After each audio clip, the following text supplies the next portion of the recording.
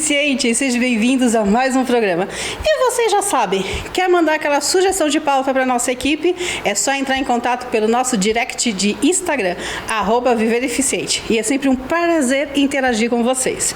E hoje aqui no nosso estúdio nós vamos falar sobre os desafios da pessoa com nanismo. E nada melhor do que uma pessoa com nanismo e psicóloga para responder as nossas perguntas. Eu recebo aqui hoje a Maria Luciana da Costa. Tudo bom? Tudo bem sim. Obrigada por você ter aceitado o nosso convite. Já vou te chamar de Lu, para ficar um bate-papo entre comadres. Luciana, quando a gente fala da questão do nanismo aqui no Brasil, a gente assim, encontra várias barreiras. A primeira, algumas pessoas acharem que o nanismo não é deficiência. O que você tem a dizer sobre isso? Gente, eu estava até conversando esses dias, né, com algumas pessoas e de fato o nanismo só foi ser reconhecido como deficiência em 2004. Ou seja, ontem. Ontem, vai fazer 10 anos o ano que vem. Então, assim, é uma deficiência que não tem muito conhecimento. Então, as pessoas, quando pensam no nanismo, elas pensam no quê? A pessoa de baixa estatura, trabalha com humor, que faz humor. Só basicamente isso. Exatamente. Nada contra quem trabalha com humor, com comédia, muito pelo contrário. Mas a gente acha que o nanismo ele pode ser aproveitado em todas as outras profissões. Lugar de pessoa com nanismo é onde ela quiser. Exatamente. Principalmente no humor também. Nada contra. Sim, até porque tem pessoas que são profissões, né? E trabalham, ganham a vida com isso. Exato. E a gente até entendo, porque há muito tempo atrás, quando a gente não era inserido na cota, muitas pessoas, elas tinham que trabalhar de alguma coisa. E o que sobrava para as pessoas com nanismo era o quê? Trabalhar com humor. Exatamente. Porque nenhuma empresa contratava, né? Até porque para nós não é toda atividade que a gente consegue fazer, né? A gente pode estudar qualquer coisa, se formar em qualquer coisa, mas tem atividade que por conta da nossa estatura a gente não consegue fazer, né? Por exemplo, trabalhar em produção, linha de produção, é uma atividade que uma pessoa com nanismo não consegue fazer porque as máquinas são altas e também qual é o risco dela se machucar, né? Então, acabava que não tinha emprego, né? A gente começou a ser inserido em 2004. Vamos fazer 20 anos agora. Isso. O ano que vem, na verdade, né? Exatamente. E aí foi a partir daí que a gente começou a ingressar, né? Em algumas empresas, a trabalhar, trabalho formal mesmo, mas tem pessoas que mesmo antes da cota também conseguiam trabalhar. Eu tenho o exemplo do meu esposo. O meu esposo, a gente sabe que a cota veio em 91, mas ela só começou a ser fiscalizada mesmo em 2000, né? E em 2004 foi quando eles definiram quais eram as deficiências e aí o nanismo entrou. O meu esposo, ele iniciou no mercado de trabalho em 92 e eu acho até interessante, a gente até brinca lá em casa, ele fala, eu fui o primeiro homem com nanismo a trabalhar como frentista. Olha! E foi o emprego dele, né? E é uma profissão louvável. E aí ele ficou bastante tempo, trabalhou como frentista, ele fez vários outros tipos de trabalho. Isso antes de vir a cota, né? E aí depois veio, o mercado de trabalho ficou mais acessível para nós. Como a gente costuma dizer, nesses 20 anos de história, que vai completar o ano que vem, a gente sempre fala que a estatura é só um dos desafios. A baixa estatura. E a gente vive realmente num mundo de gigante, né? Onde nada foi projetado para a pessoa com nanismo. Sim. Tudo é muito alto. Você vai na... Gente, a gente vai falar daqui, do próprio Viver. A bancada do Viver, ela é alta. Então, tipo, a Lu, muito gentilmente, ela foi avisada antes. Então, tipo assim, a gente tem a plataforma na qual, então a gente sempre posiciona. E a gente sabe realmente dessas dificuldades que se tem. A gente também tem que se fazer uma adaptação. A gente teve uma pauta muito interessante algumas semanas atrás, que a gente estava falando de arquitetura, onde tudo é patronizado. Tem que ter um tanto de altura. Então, às vezes a gente se pega muito nisso, né? Sim. Quanto que você tem de altura, Lu? Eu tenho 1,15 m. E teu marido? Meu marido tem 1,25 m. Ele tá na frente, né? 10 centímetros a mais. Que faz uma diferença.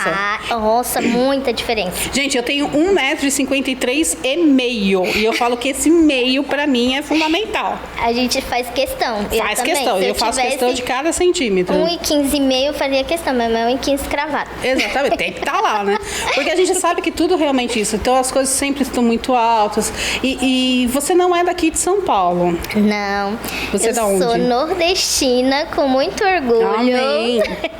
Mulher batalhadora. Eu nasci no interior do Ceará, mas no interior dos interiores mesmo, bem lá, então tão distante. Onde são as pessoas mais simplórias, falta informação, recursos. Hoje a cidade já tá um pouco melhor, mas quando eu nasci, só pra você ter uma ideia, lá não tinha correios, lá não tinha água encanada, então Ou assim, seja, era bem no sertão mesmo. E aí eu morei lá até meus 14 anos, né? E fui criada, passei toda a minha infância lá, né, e comecinho da adolescência. E aí no ano de 95, meus pais decidiram migrar aqui para São Paulo. E é muito interessante porque meu pai decidiu vir para cá justamente porque ele queria que eu estudasse. Tivesse um estudo melhor. Isso. Lá na cidade que eu morava, só tinha até a 8ª série, né? E aí, se os pais quisessem que os filhos continuassem estudando, eles tinham que ou alugar uma casa na cidade e bancar o filho na cidade, ou esse filho ir morar na casa de algum parente, né, que morasse nessa cidade, ou a família se mudava para essa cidade, o que não era a nossa possibilidade. Meus pais não tinham condição de me bancar em outra cidade e eu também não tinha familiar assim em outra cidade pra eu ficar lá mesmo. E minha mãe também não queria que eu ficasse morando na casa de outras pessoas. E tinha um carro que eles chamam lá de pau de arara, não sei se você vai saber. Conheço. Sabe o que é um pau de arara? Quem é nordestino sabe o que é um pau de arara. Conheço muito bem. E aí o prefeito liberava um carro desse pra levar os estudantes à noite. Então levava os estudantes à noite pra cidade, estudava e aí 11 horas da noite o pau de arara tava lá pra trazer os estudantes. Só que, gente, como que uma pessoa de 1,15 m ia subir num pau de arara? Aliás, eu acho que eu nem tinha 1,15 m nessa época, eu tinha 14 anos. Não tinha 1,15 m não, acho que era um pouquinho menor. Eu fui crescendo bem, assim, bem pouquinho mesmo, Centímetro por centímetro, ano após ano. Muito. E aí não dava nem pra eu subir, né? E também corria o risco de cair, se machucar e tudo mais. E aí a gente já tinha familiares aqui em São Paulo. E aí surgiu a oportunidade de meu pai vir pra cá. E meu pai veio em outubro de 95. E aí eu fiquei concluindo lá a 8ª série. Terminei a 8ª série em dezembro. Terminei a 8ª série dia 10 de dezembro. Minha mãe juntou tudo que as poucas coisas que a gente tinha lá. E nós viemos pra São Paulo com a cara e a coragem. Vocês são em quantos filhos? Nós somos em 3. Eu sou a mais velha, tenho um irmão do meio e tenho uma irmã caçula. Os seus pais não têm deficiência? Não. Não são pessoas com nanismo? Não tem ninguém na família. E na sua cidade, quando você nasceu, você foi a primeira pessoa? Primeira pessoa com nanismo na cidade. Então, eu falo assim que minha mãe foi uma guerreira. Porque, assim, você imagina, em plenos anos 80, eu nasci em 81, né, lá no interior do interior dos interiores, né, você criar uma filha até 14 anos com deficiência e você enfrentar os olhares, porque eu penso que a questão do olhar do outro sobre você, eu acho que isso impacta muito mais do que uma barreira, do que eu ter que subir num banquinho para sentar num lugar, numa bancada. Esse é o meu pensamento. Respeito quem acha que não é, mas eu penso que o olhar das pessoas sobre mim, sobre o que ela considera que eu seja, eu acho que isso impacta muito mais do que eu alcançar ou não em alguma coisa, sabe? E aí a minha mãe, e foi muito engraçado assim que durante a minha infância, minha mãe é nordestina retada, né? Qual é o nome dela? Lúcia. Lúcia, um beijo, sou a presidente do seu fã-clube. Minha mãe é nordestina retada, né? Assim, e aí eu lembro que uma das coisas assim da minha infância que eu vivi, a minha mãe, ela sempre nos ensinou aonde era o nosso lugar. né? E aí eu lembro de uma vez que eu tava na rua, brincando, né? E aí um adolescente, né? Eu devia ter 10, 11 anos, não vou me lembrar o certo quantos anos eu tinha. Eu lembro do episódio. E eu lembro que eu tava na rua brincando, que lá no interior as crianças brincam muito na rua, né? Sim, sim. E esse menino começou a rir de mim. Vocês podem ver que eu tenho os bracinhos mais curtos, né? Então, assim, e o menino falava assim, você não tem braço, olha, você não tem braço. E ele começou a desdenhar de mim por conta dos meus braços. E aquilo me machucou tanto, tanto. E eu cheguei em casa chorando, aos prantos, né? E a minha mãe, como toda boa nordestina, falou assim, o que aconteceu que você chegou em casa chorando, né? E eu não conseguia falar, eu só soluçava. E aí ela ficava, você caiu na rua? E eu, você conseguiu falar, né? Você brigou na rua? Você apanhou na rua? E aí ela foi dando várias possibilidades do que poderia ter acontecido comigo na rua e eu não falava. E aí com muito custo, né, soluçando, eu falei pra ela que um menino ficou rindo de mim, dizendo que eu não tinha braço. Gente do céu, quando eu falei aquilo, eu pensei, por Deus, eu pensei que a minha mãe ia falar, a gente vai lá na casa desse menino, vai falar com o pai dele e a mãe dele, e ele tá pensando que ele é quem pra tratar uma filha minha assim? Eu achei que minha mãe ia agir desse jeito. A minha mãe olhou pra mim e falou assim, engole o choro agora. Você não vai chorar por conta de uma besteira dessa. Engole o choro. E aí, na hora, criança, né, eu fiquei pensando, eu sou adotada. Porque o meu irmão do meio não tem nanismo. Então, assim, só tinha eu, né? Uhum. E aí, na hora, o meu pensamento foi, eu sou adotada, meus pais não me amam, meus pais não me querem, né? Isso foi um pensamento, lógico, que meu pai, minha mãe, né? E aí, depois, com o tempo, foi passando, porque a gente enfrenta muita barreira no dia a dia. A gente enfrenta olhares, a gente enfrenta piadas, né? São pessoas que duvidam do que você é capaz, né? Gente, já me perguntaram até se eu sabia escrever, né? Você sabe escrever? Eu falei, eu sei, eu sou alfabetizada, graças a Deus. Gente, graduada, psicóloga, formada, tudo mais. E aí, com o tempo, né, aprendendo com essas situações, eu me lembrei desse fato e eu fiquei até pensando, eu falei, nossa, graças a Deus, naquele episódio, minha mãe, ela não passou a mão na minha cabeça. É claro que eu sei que ela, né, ai, vem aqui, coitadinha, né, isso era o que eu queria que ela fizesse. Mas ela não fez. Ela fez melhor. Ela me mostrou por que eu não poderia ficar chateada com aquilo. Exatamente. E aí, com o tempo foi passando, eu fui entendendo. Eu falei, nossa, graças a Deus. Porque hoje, se minha mãe não tivesse agido com firmeza comigo naquela época, hoje eu ia ficar ofendida com qualquer olhar. Exato. Com qualquer palavra. Eu ia ficar... Qualquer coisa que acontecesse, eu falei, nossa, tá falando isso só porque eu sou deficiente, só porque... Então, eu ia acabar me vitimizando. Então, assim, meus pais criaram eu e a minha irmã também tem nanismo, assim, para o mundo mesmo, né? Assim. É porque eu acho que essa forma que a sua mãe encontrou por ser uma mulher nordestina e ser um pouco mais dura, minha mãe também é nordestina, então a gente sabe disso, não que falte amor, sim, mas eu acho que é preparar realmente para o que vem da realidade, porque é aquela coisa, você tem os braços, você tá chorando por quê? Exatamente. Então, tipo assim, ela te fez enxergar uma coisa que até então você não estava enxergando. E eu acho que falta muito nisso também, sim, porque a gente sabe que a família é o primeiro passo, sim, realmente para deixar as pessoas. Porque a gente precisa estar preparado para esse mundo. Sim. O ser diferente, gente, todo mundo é diferente. Ninguém é igual a ninguém. Começa por aí. Nem irmãos gêmeos são iguais, porque as características, os pensamentos, eles são diferentes. Então o indivíduo precisa ser respeitado. Sim. E eu acho que quando a gente prepara os nossos filhos a se tornarem pessoas mais fortes, e o que eu achei mais interessante é que a sua mãe, é óbvio, ela também te mostrou o quanto você tem que, apesar de ser capacitista, o menino, de ter todo o preconceito, sim, mas ela te ensinou a respeitar os outros. Sim.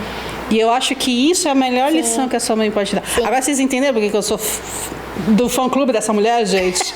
Você tá vendo algumas fotos da sua irmã com a sua mãe. E eu falo justamente isso, porque são essas coisas que a gente precisa. Eu vejo que muitas famílias, a deficiência ficou uma coisa invisível para a sociedade durante muito tempo, porque as famílias escondiam. As famílias escondiam, exatamente. E eu acho que isso aconteceu muito com o nanismo, sabia? tem aquela questão da proteção demais, né? Tem pais que super protegem, né? E assim, claro, a gente teve a proteção do nosso pai e da nossa mãe na medida do possível, Claro. né? Eles nunca nos colocaram dentro de uma caixinha e falaram, não, vocês vão ficar aqui, Numa vocês não vão bolinha, trabalhar. vocês vão sair daqui. Não, vão preparar para o mundo. Porque um dia eu não vou estar mais aqui e vocês que vão dar continuidade. Tá respirando, tem 2 braços, 2 pernas, só não tem 1,50 m. Dá pra viver, dá pra trabalhar, dá pra fazer as coisas. Exatamente. E a minha mãe, ela é muito fantástica também. Além desse episódio que aconteceu comigo, eu penso que a minha mãe é muito fantástica porque ela nunca desistiu de me colocar na escola. Então, assim, lá onde a gente morava, era no interior, né, bem interior mesmo. Então, assim, não tinha uma escola como tem hoje. Então, assim, era um galpão, que aí durante a semana ele funcionava como um espaço para que as crianças tivessem aula, né? E a gente levava a nossa cadeira de casa. Com o tempo, o município ganhou uma escola. Eu até lembro, eu estava na 2ª série. Até a 1ª série, a gente estudava num galpão, porque tinha uma única escola de 2 salas e essa escola não comportava a quantidade de criança que tinha. Então, a outra parte estudava como se fosse num galpão. Aí o Estado construiu uma escola e foi a partir daí.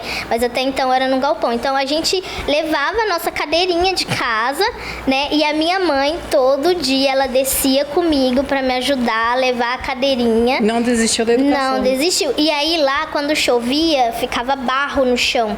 E aí, às vezes, a gente ia pra escola, pisava o pé no barro, né? O chinelo pregava. A gente ia de chinelo mesmo, né? Porque não tinha sapato, assim, pra comprar. A gente ia de chinelo pra escola. Chinelo pregava, o chinelo ficava na lama e o pé vinha junto, né? Às vezes, meu pai ia me levar de bicicleta. E aí, às vezes, algumas pessoas, assim, que não eram da família, falavam assim, mas você vai levar ela pra escola? Essa menina aí não vai conseguir nem fazer nada, né?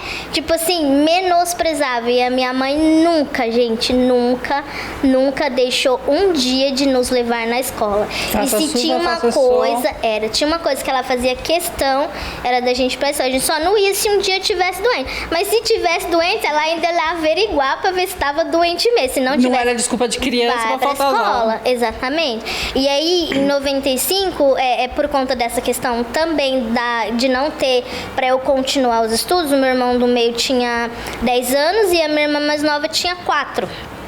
E aí meu pai veio aqui para São Paulo. E, gente, de verdade, acho que uma das melhores coisas, melhores decisões na vida do meu pai foi ter vindo aqui para São Paulo. Porque aqui, um outro mundo, mas isso em 95, era bem diferente de hoje também, né? Mas aqui nós tivemos oportunidade de trabalhar. De colocar as suas capacidades. Exatamente. E aí eu lembro que... E meu pai também é fantástico. Vou falar só da minha mãe, não, meu pai é fantástico também. Família toda, né? Gente, e aí quando nós chegamos aqui em 95, algumas pessoas falavam assim, olha, o Deri, né? Eu chamo ele de Deri, meu nome dele é Valderi. Deri, por que você não leva ela, né? Pra ela ganhar um benefício, não sei o quê. Porque as pessoas olhavam, elas me achavam incapaz de um dia trabalhar, sabe?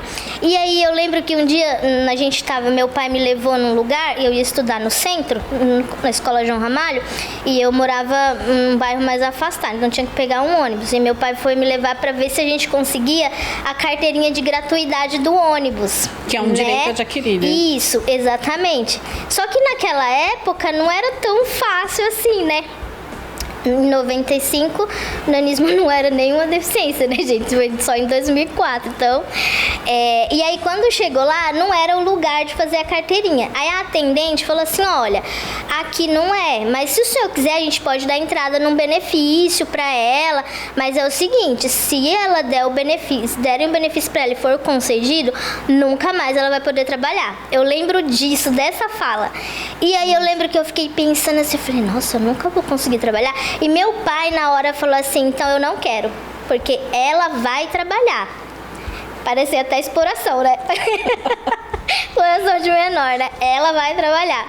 E aí, a partir dali, eu sei que eu não... Gente, até hoje, eu nunca consegui fazer o cartãozinho de gratuidade. Nunca consegui. Porque eu comecei... Isso foi em 95, 96, mais ou menos, esse episódio. As dificuldades eu nem lembro. Isso. Em 98, eu comecei a trabalhar. E aí, né... para conseguir, você tinha que não estar trabalhando, não ter renda nenhuma. Eu sei que hoje até hoje eu não consegui fazer o cartãozinho, mas graças a Deus, né, não precisei também. Mas eu sei que é um benefício adquirido, que é obrigatório. Mas só para você ver como que a família, a participação da família é importante. E é empoderador quando você tem um pai e uma mãe que fala assim pra você, olha, você consegue, você pode, você tem todas as capacidades de uma pessoa normal. E eu lembro, normal, todo mundo é normal, né, gente? De uma pessoa de estatura. Compreendemos. Exatamente. E assim, é muito empoderador quando você tem a sua família ali do seu lado. E aí, quando você tem eles, o mundo é coisa pouca.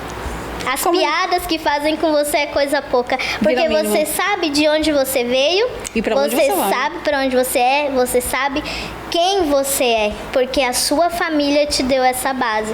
Então a família, ela é muito importante. Ela é a primeira instituição, né, que a gente nasce, é inserida, é com ela que a gente aprende os valores, né, exatamente. Tudo. E aí quando você tem uma família que te dá essa base estruturada, qualquer pessoa com deficiência tem capacidade de alcançar o seu pleno potencial.